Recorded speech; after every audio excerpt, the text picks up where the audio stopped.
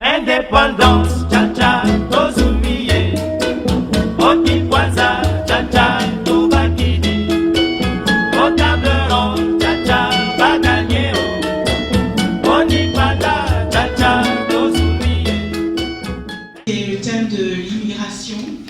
Et c'est un peu la voix de la personne qui reste et qui n'est pas partie et qui a vu son enfant aller par monts et par vallées. Asie.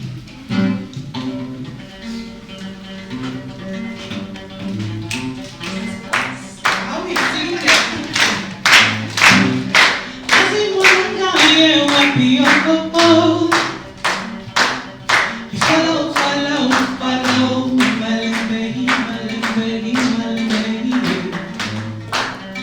Asie, mon gars, wapi, oh, oh, oh, oh, oh.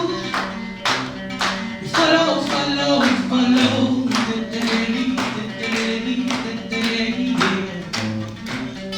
Tiki be so, hey, tiki be so. Follow, follow, follow. Je vous entends pas. Hey, hey, hey. Follow, follow, follow. Hey, hey, hey. Follow, follow, follow.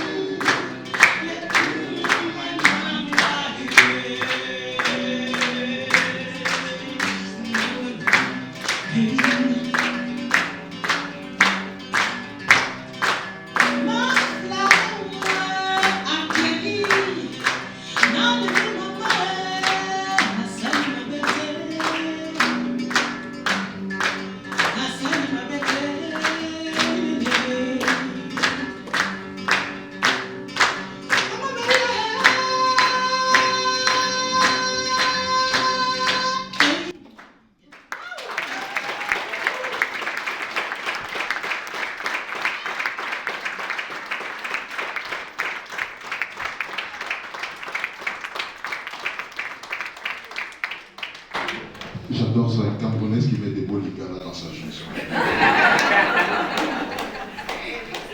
Je ne peux pas me la péter. Hein. C'est la RDC.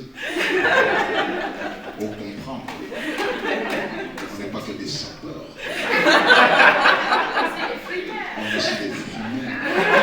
C'est pas des frimeurs, c'est des frimaires. Le lingala, c'est pas une simple addition de mots, c'est aussi un accent, une façon de parler. On comprend, hein? Voilà, je vais prendre deux petites chaises. Je vais pousser le pupitre. Je vais prendre deux petites chaises et je vais demander à Momar et au lauréat Fiston de venir s'installer ici. En fait, prenez vos chaises. Prenez vos chaises et parce que, comme je l'ai dit, de l'art qui ne vient pas du jambon ou du porc, n'est-ce pas? De l'art.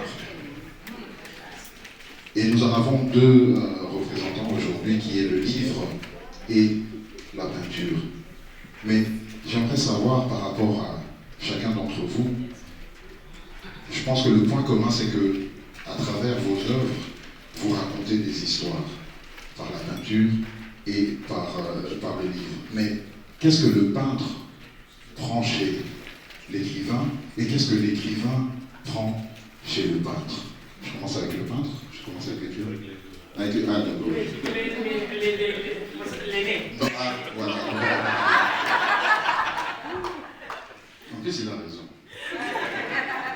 Merci beaucoup. Je pense que le droit d'aîné, c'est très important. Merci en tout cas.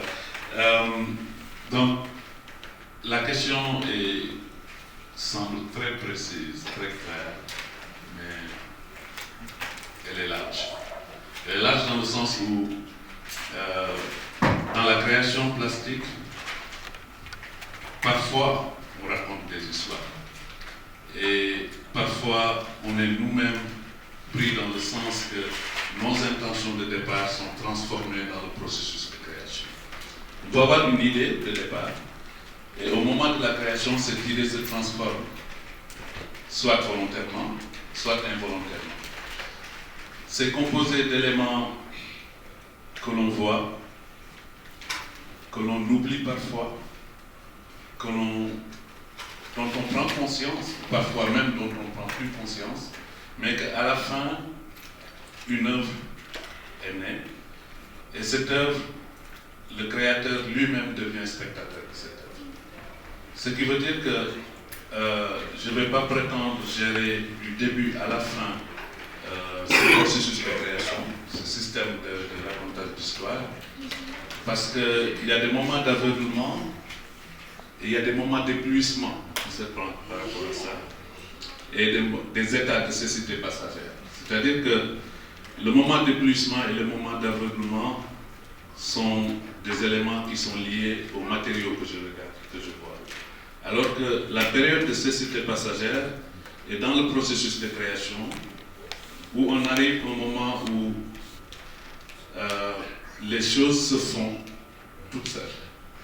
On se demande quelle est la réalité derrière ces choses et quelle est ma participation sur ces choses. C'est un questionnement perpétuel que l'artiste se pose dans le processus de création. Alors, là où on peut vraiment parler de raconter des histoires, c'est au moment où on a décidé d'entrer dans un thème spécifique, comme dans les œuvres qui vous entourent actuellement, où je parle du thème de l'environnement. Là, je fais le choix personnel de me dire, pour représenter l'environnement, je mets un arbre. Pour représenter l'environnement, je mets des fleurs. Pour représenter l'environnement, je mets des animaux. Donc, ça me parle, ça parle aux autres. Mais c'est un ensemble d'entre-là dans ces œuvres qui, au final, tout n'a pas été décidé d'avance. Et je pense que il doit y avoir un lien au niveau de l'écriture qui peut se relier par rapport à ça. Je te donne la parole.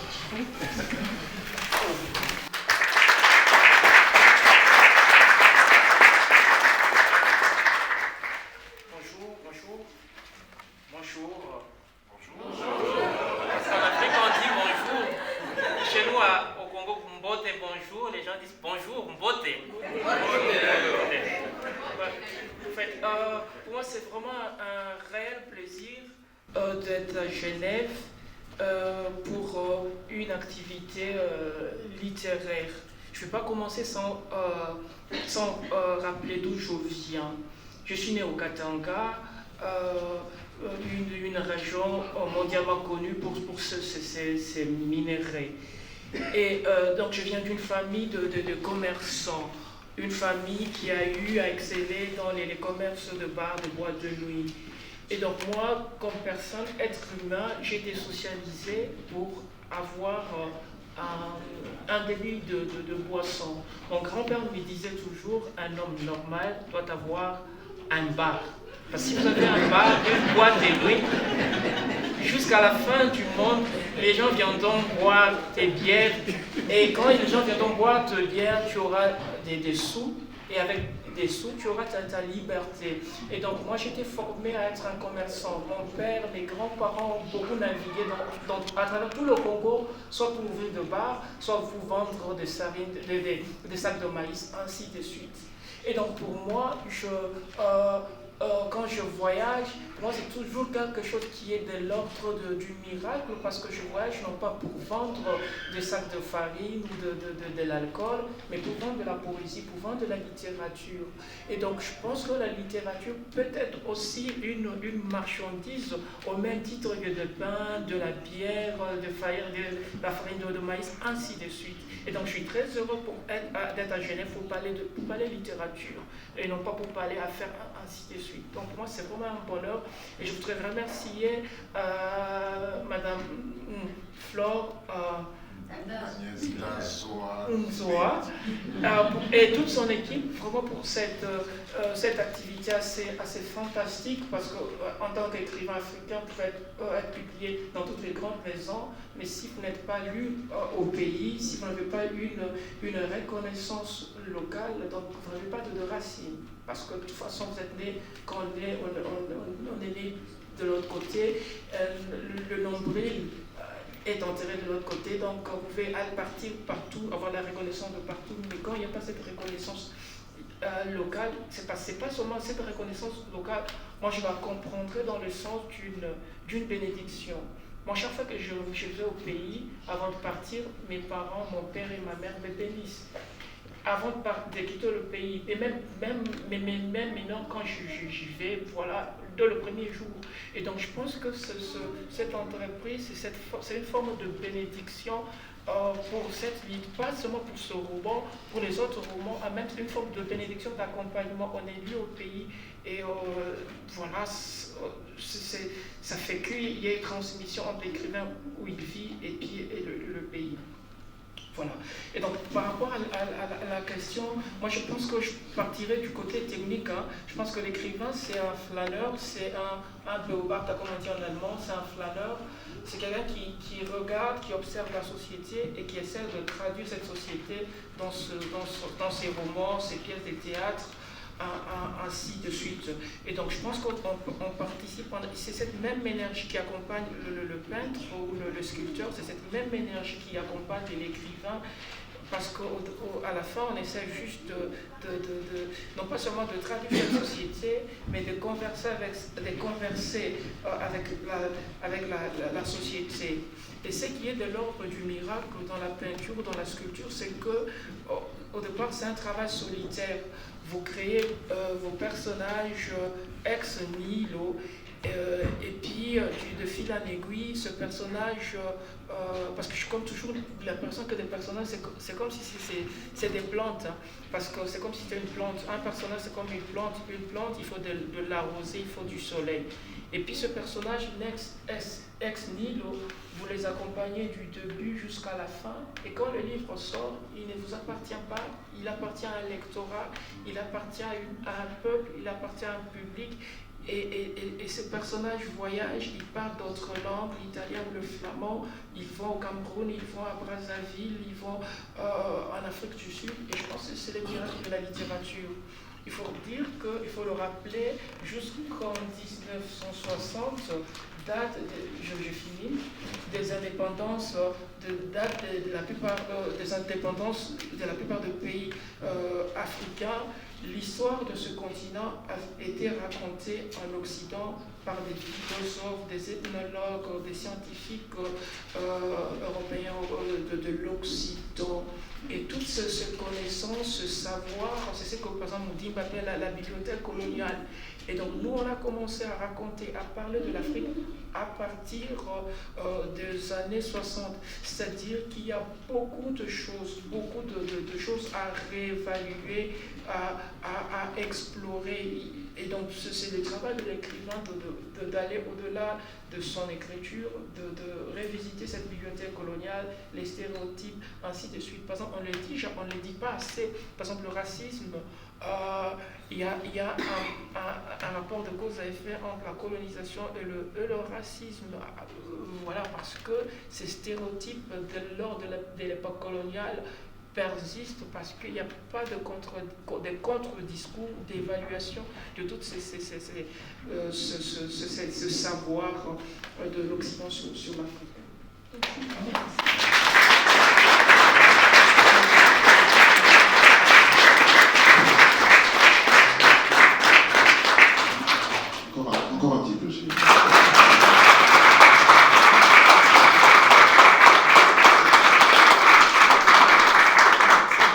Merci beaucoup.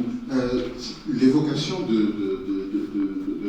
ton histoire un peu personnelle, les bars, les débits de boissons, c'est 3083, hein, c'est dans... Il y a un autre livre, il faut lire, c'est 3083, vraiment excellent, que j'avais beaucoup aimé. Et je vous remercie, et je crois que tu vas me faire une petite lecture voilà, ok. Alors, le livre est là, d'accord. Et dans vos voilà, je veux qu'on fasse comme à l'école, chacun ouvre la page, jusqu'à 8, ils sont déjà commencés. Ça part tout seul, mais vous observez et ensuite vous créez, et aussi qu'une fois que l'œuvre est terminée, elle ne vous appartient plus. Et ça, je pense que ce soit l'écrivain, que ce soit le plasticien, que ce soit le sculpteur, quand on crée une œuvre, ça part personnel et ensuite ça devient mondial. Voilà, je te donne le micro. Voilà. Alors, bien dans la... Voilà. Alors, je pense que si vous voulez, parce que comme ils ont déjà tous sorti leurs livres, moi aussi je vais en prendre un. Bonsoir. Je commencerai par, je vais dire un poème et ensuite un extrait de la danse du vilain. Ce petit poème, pour moi, constitue ma carte d'identité. Et donc, depuis plusieurs années, je travaille avec des musiciens de jazz. Je travaille même avec des orchestres philharmoniques. Donc, j'essaie toujours de m'inspirer de la tradition, africaine. On pourrait définir, par exemple, la colonisation comme étant la haine de soi. Nos grands-parents ont appris à l'époque coloniale à se haïr leur identité parce que nos langues, nos cultures étaient considérées comme des bricoles. Et on a grandi, par exemple, nous au Congo, en étant jeunes écrivains, avec des modèles de l'Occident, Victor Hugo, Lamartine, ainsi de suite, parce qu'on n'avait pas accès, et même à la littérature congolaise. Et donc, moi, comme écrivain, depuis que je suis basé en Europe, j'essaie de m'inspirer de la tradition orale. Et donc, et du coup, mes lectures, c'est toujours de l'ordre, non pas du slam, parce que le slam vient d'ailleurs, mais de l'ordre de la performance, de l'oralité. Et donc, je serai assez puissant dans ma lecture.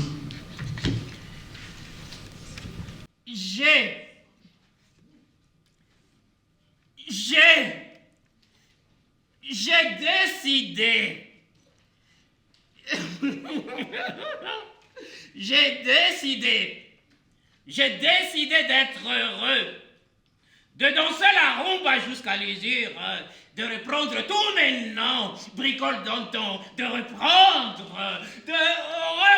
tous mes noms, Mwanza Mwanza Kongolo, Mwanza Mbala, Mwanza Mkandi, Mwanza Chibamba, Mwanza Kamonga.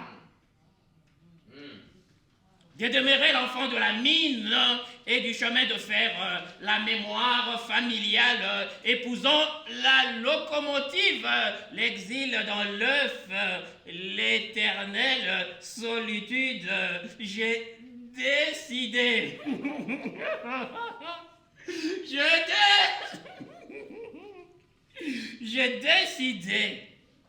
J'ai décidé d'être insolent et désagréable, de cracher dans la soupe de ceux qui arrachent le don à la vie, de pisser sur leur prétendue bonne foi, de glouser en guise d'insolence et de me repentir par la suite auprès de l'esprit haineux. Combien de temps résisteront-ils? Déjà, ils ont fait de ce pays un mouroir. J'ai décidé de formuler des rêves aussi vastes, aussi colorés, aussi grandiloquents que l'espérance, de rêves somptueux, aussi baveux que la pluie tropicale, la seule héritant la malédiction, renversant tout sur son passage, et furieuse, et éternelle, et digne de déluge, quoi qu'on ne fera plus entrer tous les animaux purs dans l'arche, le mâle et la femelle. J'ai décidé de demeurer l'enfant du Zaïre, de fabriquer de voitures à l'aide de boîtes de conserve ou de cerfs-volants à partir de sachets, d'y accrocher à leur fil et de courir dans le soleil, et de courir, et de courir, et de courir dans le soleil, jusqu'à ce que l'engin gagne le ciel.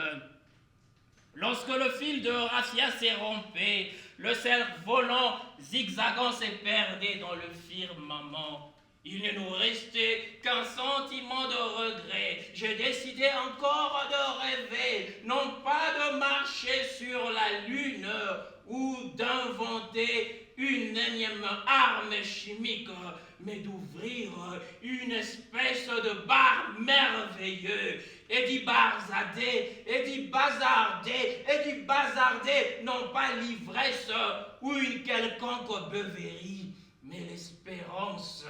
J'ai décidé d'être l'homme orchestre de mon destin. Je décide d'être l'homme orchestre de mon destin. Moi-même, à la batterie, Kenny Clark, moi-même, à la trompette, Massecola, moi-même, au piano, Tex Scott, moi-même, à la contrebasse, Mingus, moi-même, au saxophone, Sanders, moi-même, au saxophone, Doudou Pokwana, moi-même, à la trompette, Mogazi Feza, moi-même, à la batterie, Kuta Baby Soma, moi-même, à la batterie, Louis Molo, moi-même, à la guitare, Pitches Combino, moi-même, à la batterie, maître batteur, Doudou Diaye Rose, moi-même au piano, Dunduzo Makatuni, moi-même à la trompette, Mario Rome, moi-même au saxophone, Makoukou, moi-même au piano, Andile Yenana, moi-même, à la contrebasse, Johnny Diayani, moi-même au piano, Becky,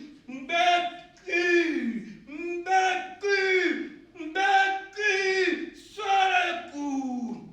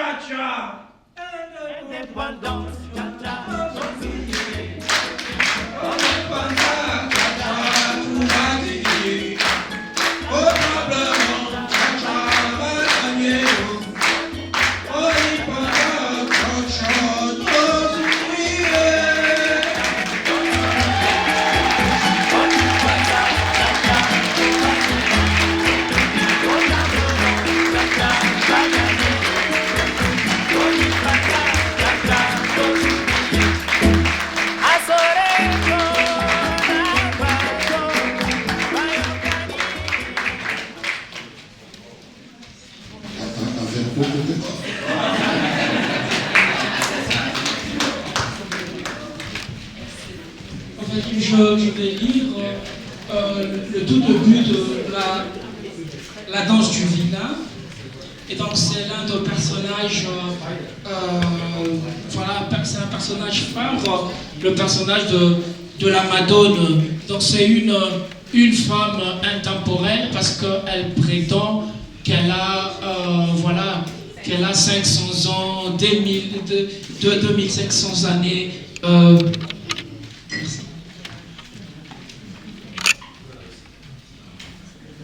Voilà, donc cette dame prétend qu'elle a des années d'existence et donc c'est elle qui accueille tous les Congolais qui partent en Angola, c'était dans les années 80 à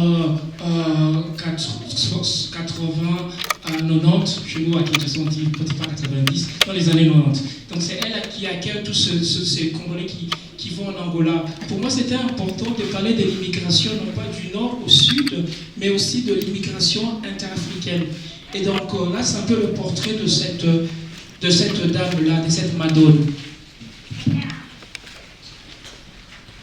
La Madone n'était pas une chupie sous l'emprise de l'alcool et autres breuvages sans posologie.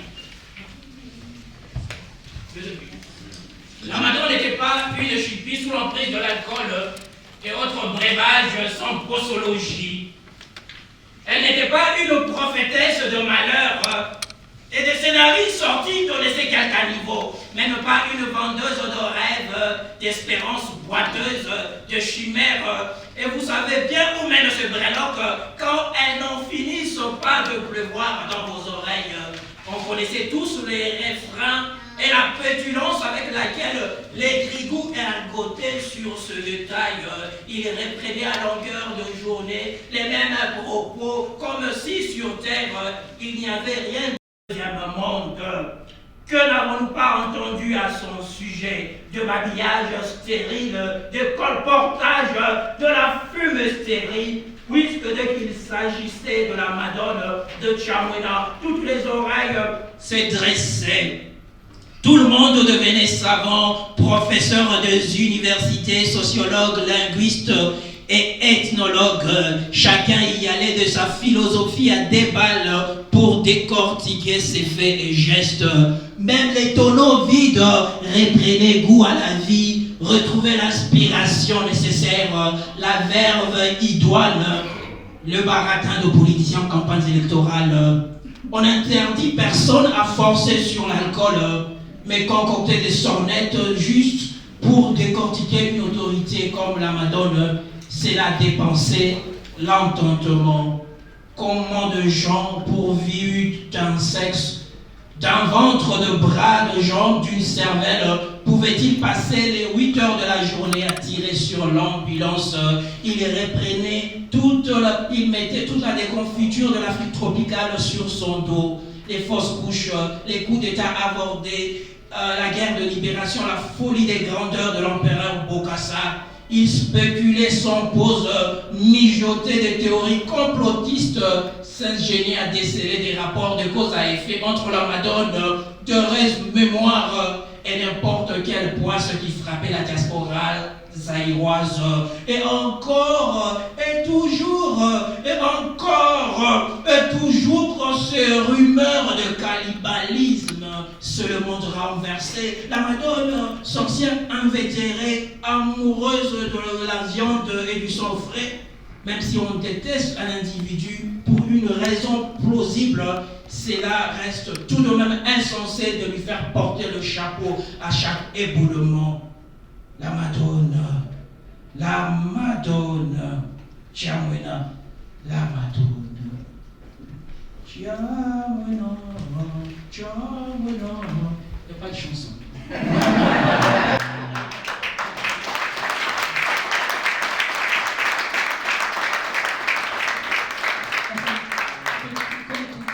Écrivain, toujours important, comment chaque écrivain a sa cuisine interne.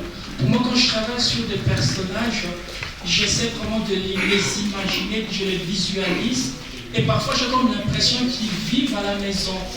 Parce que c'est des personnages réels. Et parfois, comme écrivain, on peut se créer de liens d'amitié avec ses propres personnages. Et donc moi, quand j'ai travaillé le personnage de la Madone, je chantais toujours. Et même mon fils disait, tu chantes, c'est qui? C'est la grand-mère.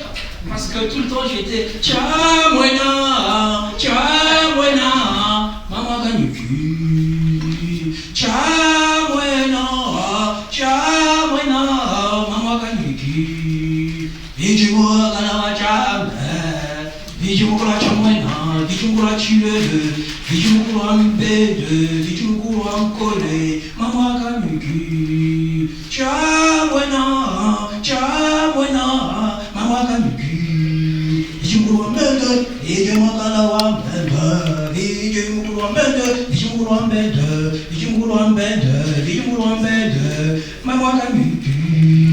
Je continue avec la lecture.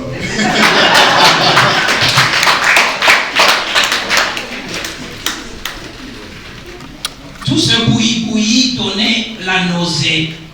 Le plus curieux est qu'au fur et à mesure que Chamwena dépensait son énergie et son pécule au service du grand nombre, les mauvaises langues proliféraient.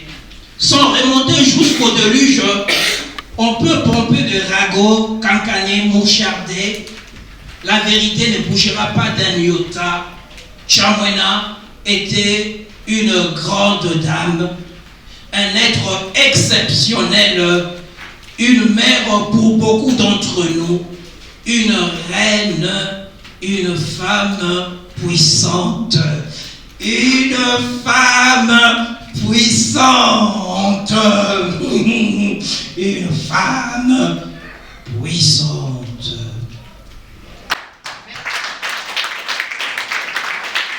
Merci. Merci pour ce moment. Monsieur Fiston Manza, monsieur Assis.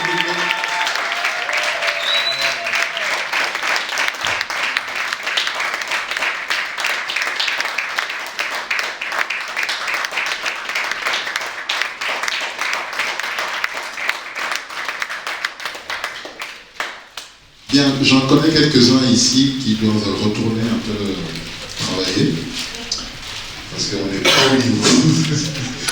Je vise personne, on n'est pas au niveau. Oui, d'accord. C'est dommage que tu sois parti, mais juste pour reprendre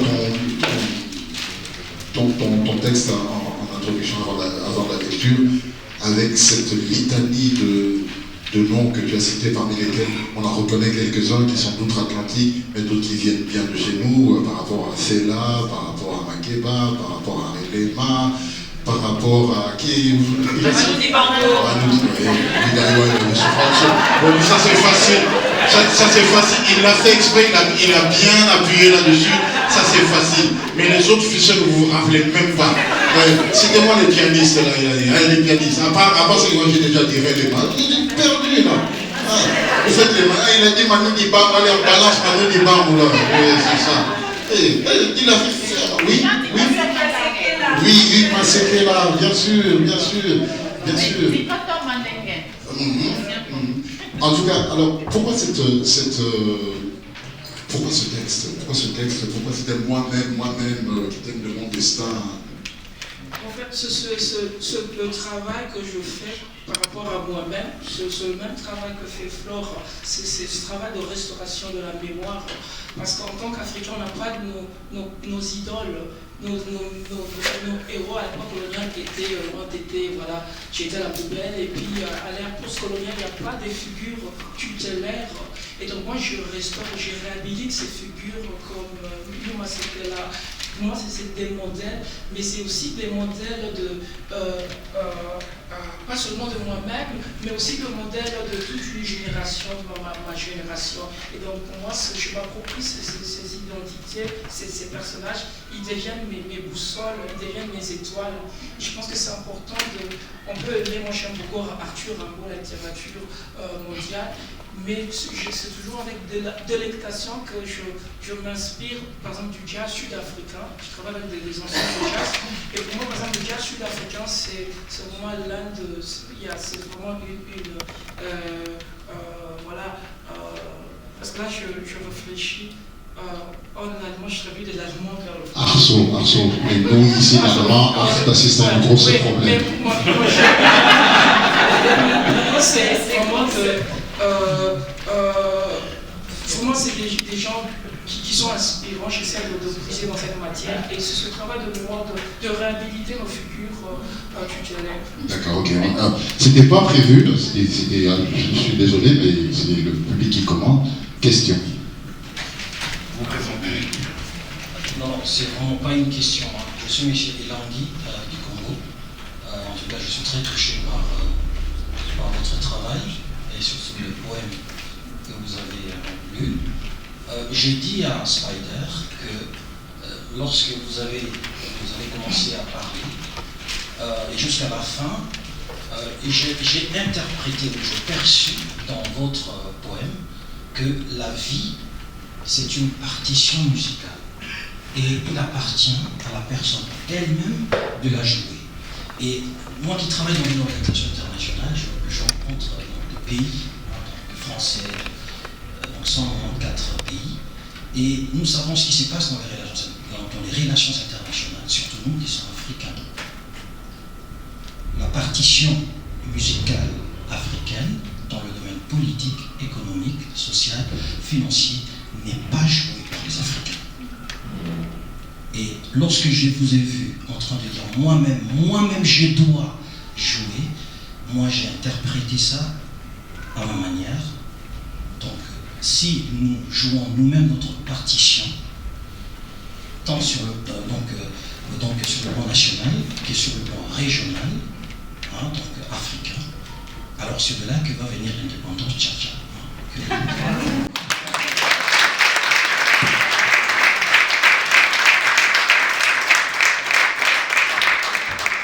Vous avez vu le niveau numéro.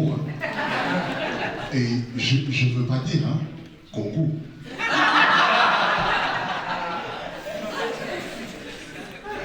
Non.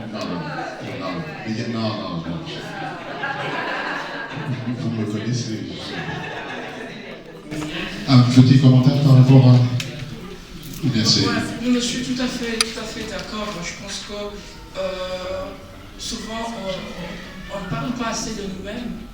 On laisse les autres parler à notre place. Et je pense que ce n'est pas seulement le travail de... Moi, j'enseigne de la littérature en Autriche. Et puis, cette année, j'ai enseigné à Vienne. Et chaque fois que je commence mes enseignements, souvent, je commence avec une carte de l'Afrique. Enseigner la littérature en Europe, c'est pas seulement enseigner de la littérature. Moi, je le fais parfois enseignant d'histoire et de géographie. Et donc, c'est pas seulement le travail de l'écrivain, du peintre, du sculpteur. Je pense que c'est le travail de tout le monde, de chacun de nous, de pouvoir parler de ce continent. Parce qu'il y a tellement c'est comme on dit, on appelle la bataille coloniale, des clichés, de ce travaux-là sur... Par exemple, ce qui est extraordinaire en parlant, par exemple, de la Belgique. Par exemple, les Belges, ils avaient une fascination pour la recherche. Tout était archivé, ils étudiaient tout, même les moustiques, là dans le fond du Kasaï, ou je ne sais pas de quel pays, ils étudiaient tout. C'est qu'il y a eu une documentation intense sur ce pays-là, et le travail de l'intellectuel, de l'écrivain, de l'Africain, ou de l'Africaine, c'est pas seulement de remettre en cause ces choses-là, mais d'aller au-delà, c'est que faire ça pas de l'utopie africaine, afro-utopie, d'aller au-delà de ce débat. Et donc c'est ce travail qu'on fait. Tout à fait, exactement. Monsieur Fiston,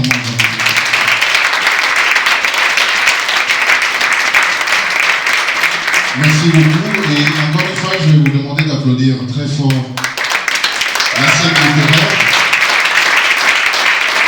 les éditions Florzo, et bien entendu, le prix des Afriques 2021, monsieur Fiston Magila et monsieur Omar Seck.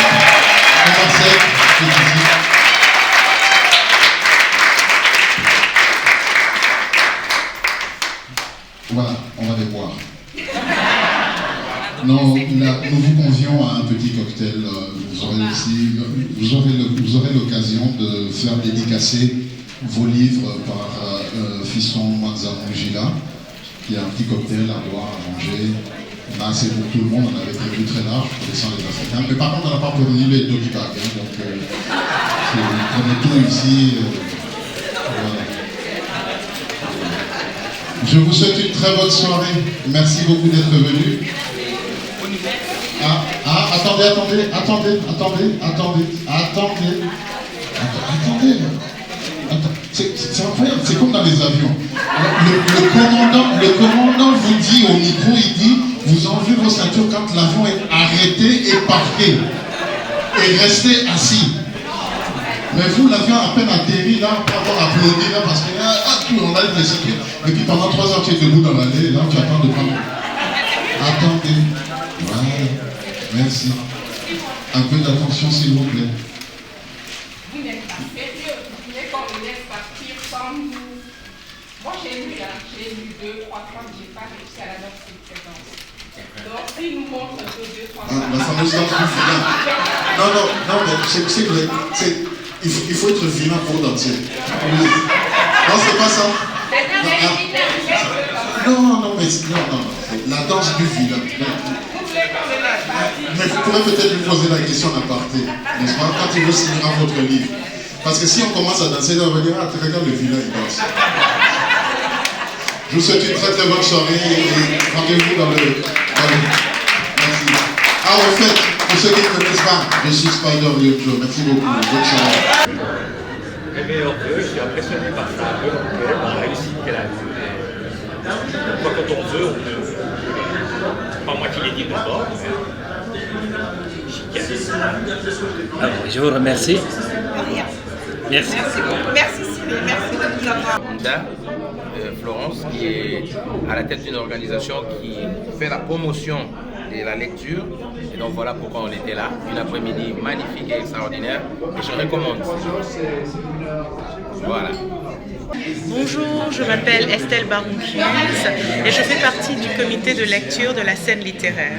C'est tellement un plaisir et un honneur de vous présenter La danse du vilain de Fiston Mwanza Mutshila, qui est le lauréat de cette année.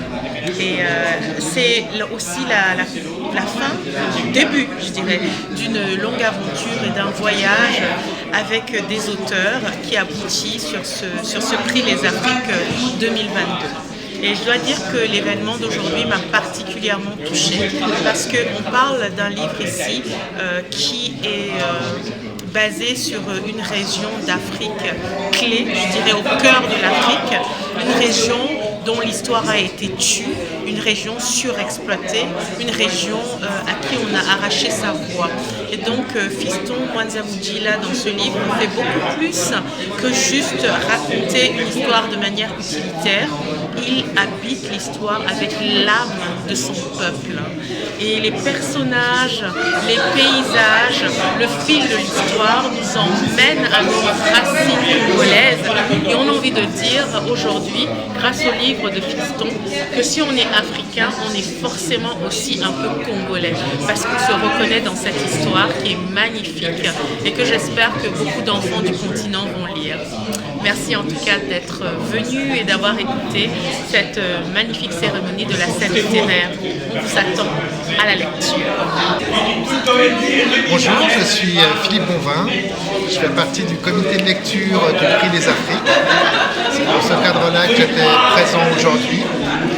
Et je suis ravi d'avoir été présent à cette soirée parce que je crois en l'activité de la scène littéraire, je crois au Prix des Afriques, je crois à la littérature, je suis ravi d'être là.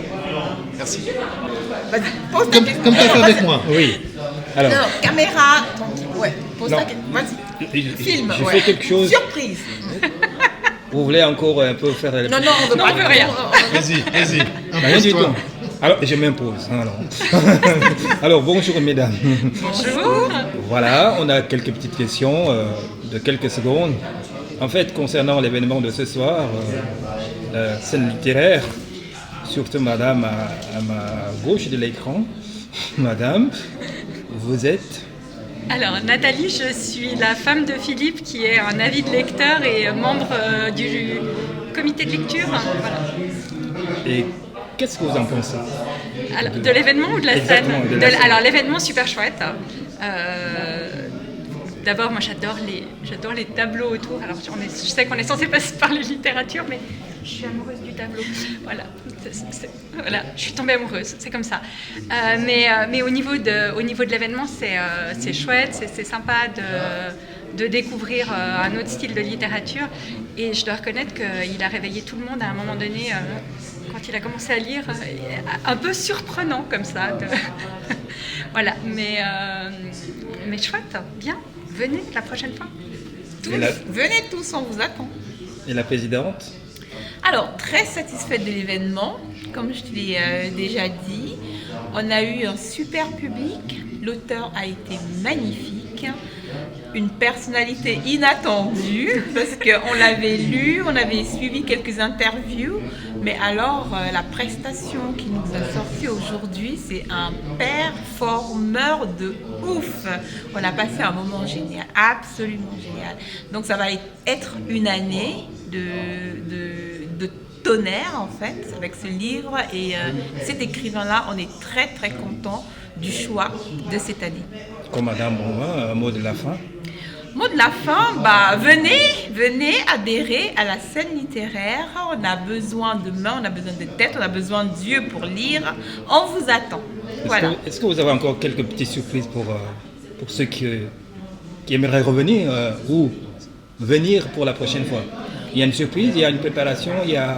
Pour le prochain événement littéraire. Pour le prochain événement, effectivement. Alors, la surprise, pas vraiment. Vous gardez ça pour vous-même. Pourquoi tu as besoin d'une surprise un peu? Absolument. Si elle le dit, c'est plus une surprise. Si je le dis maintenant, c'est plus... Bon, il y a quelque chose qui viendra. Donc... Mais il y aura une surprise. Il y a une surprise. Sachez-le, très bientôt. Il y aura une surprise qui arrive. On vous assure. Voilà. Il a sa surprise. Il a sa surprise. Voilà. Merci beaucoup, mesdames. Mais de rien. Bonne soirée. Bonne soirée à Bonne toi. soirée. Au revoir. Indépendance, cha cha,